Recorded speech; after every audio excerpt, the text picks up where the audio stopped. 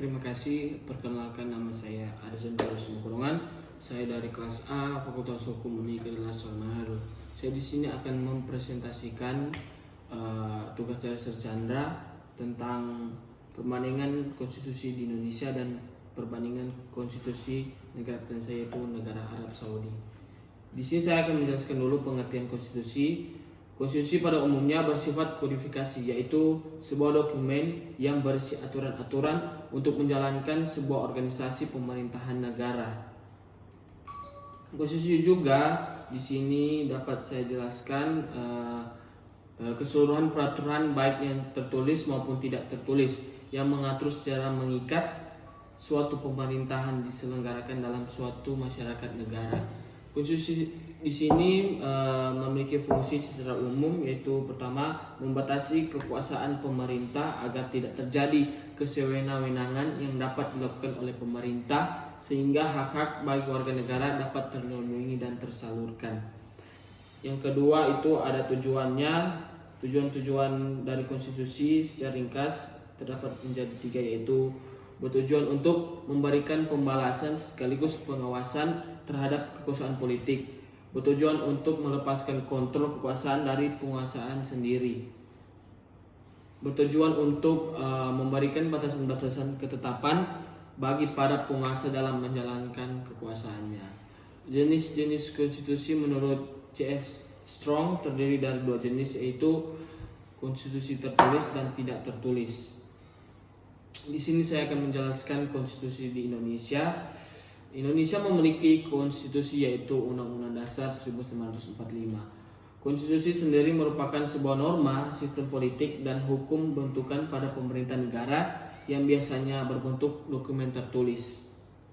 Di Indonesia sendiri konstitusi atau hukum dasar dibagi menjadi 2, yaitu hukum dasar tertulis contohnya Undang-Undang Dasar dan hukum dasar tidak tertulis contohnya konvensi atau pidato presiden. Fungsi konstitusi di Indonesia yaitu yang pertama UUD 1945, yaitu konstitusi pertama yang ada di Indonesia.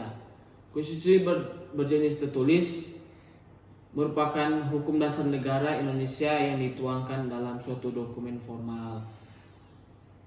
Yang kedua itu UUD 1945 sampai saat ini masih digunakan di Indonesia.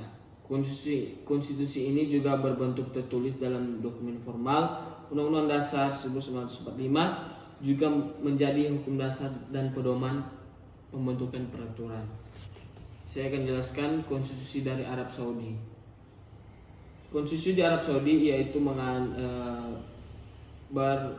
menganut itu Al-Quran yang suci dan sunnah atau tradisi dari Nabi Muhammad SAW.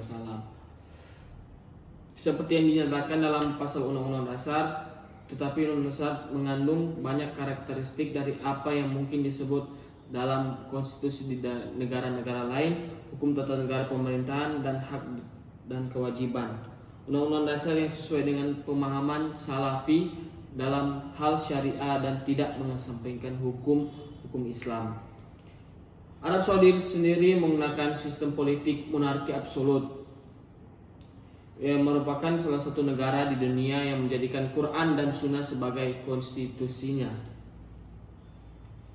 Arab Saudi adalah negara yang berbentuk kerajaan, yaitu sistem pemerintahannya monarki absolut, berarti kedaulatan mutlak di tangan raja.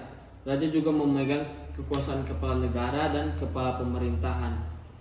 Otoritas tertinggi hampir ada dalam setiap aspek pemerintahan yang berujung pada raja. Meskipun Saudi menyatakan bahwa negaranya berdasarkan pada Al-Quran dan Sunnah dalam bentuk praktiknya. Yaitu selanjutnya sistem hukum dan kekuasaan kehakiman.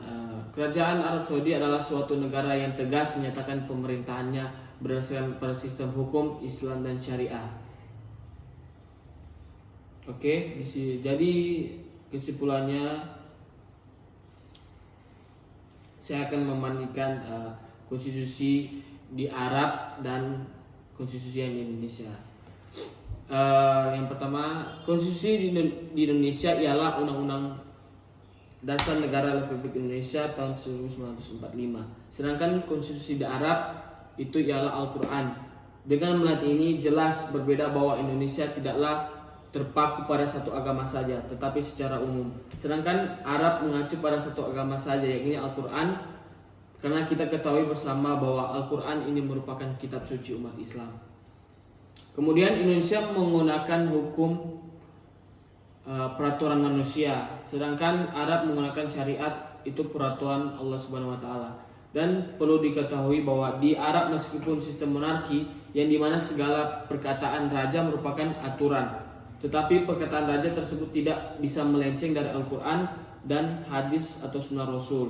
Hukum di Indonesia tidak dapat dianalogi, sedangkan di Arab dapat dianalogi. Di Indonesia konstitusi disebut dengan hukum dasar, sedangkan Arab Saudi disebut dengan sistem pemerintahan dasar.